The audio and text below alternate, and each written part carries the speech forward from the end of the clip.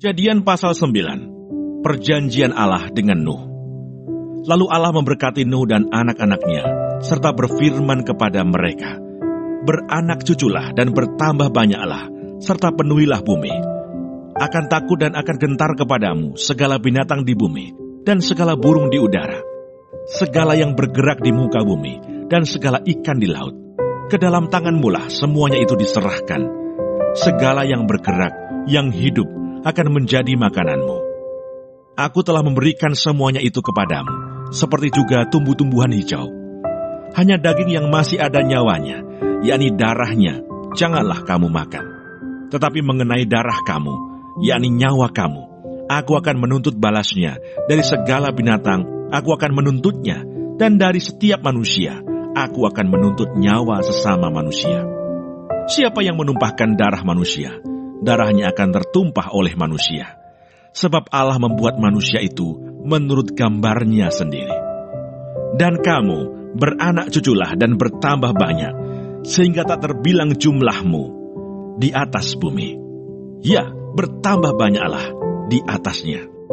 Berfirmanlah Allah kepada Nuh dan kepada anak-anaknya yang bersama-sama dengan dia, "Sesungguhnya aku mengadakan perjanjianku dengan kamu dan dengan keturunanmu, dan dengan segala makhluk hidup yang bersama-sama dengan kamu, burung-burung, ternak, dan binatang-binatang liar di bumi yang bersama-sama dengan kamu, segala yang keluar dari bahtera itu, segala binatang di bumi.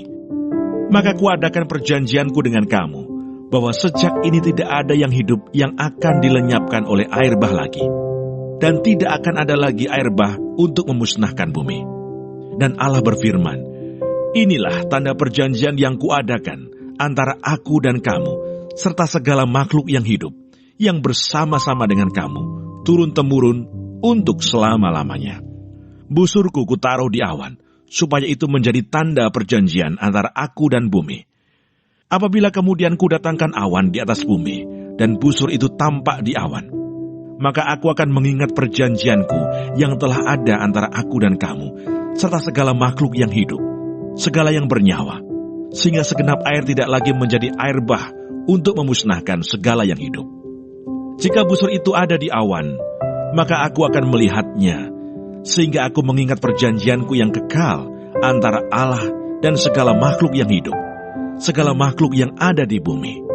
Berfirmanlah Allah kepada Nuh, "Inilah tanda perjanjian yang kuadakan antara aku dan segala makhluk yang ada di bumi." Nuh dan anak-anaknya. Anak-anak Nuh yang keluar dari bahtera ialah Sem, Ham, dan Yafet. Ham adalah bapa Kanaan. Yang tiga inilah anak-anak Nuh, dan dari mereka inilah tersebar penduduk seluruh bumi. Nuh menjadi petani. Dialah yang mula-mula membuat kebun anggur. Setelah ia minum anggur, mabuklah ia, dan ia telanjang dalam kemahnya. Maka Ham, bapa Kanaan itu melihat aurat ayahnya, lalu diceritakannya kepada kedua saudaranya di luar. Sesudah itu Sem dan Yafet mengambil sehelai kain dan membentangkannya pada bahu mereka berdua. Lalu mereka berjalan mundur. Mereka menutupi aurat ayahnya sambil berpaling muka, sehingga mereka tidak melihat aurat ayahnya. Setelah Nuh sadar dari mabuknya dan mendengar apa yang dilakukan anak bungsunya kepadanya, berkatalah ia, "Terkutuklah Kanaan, hendaklah ia menjadi hamba yang paling hina bagi saudara-saudaranya."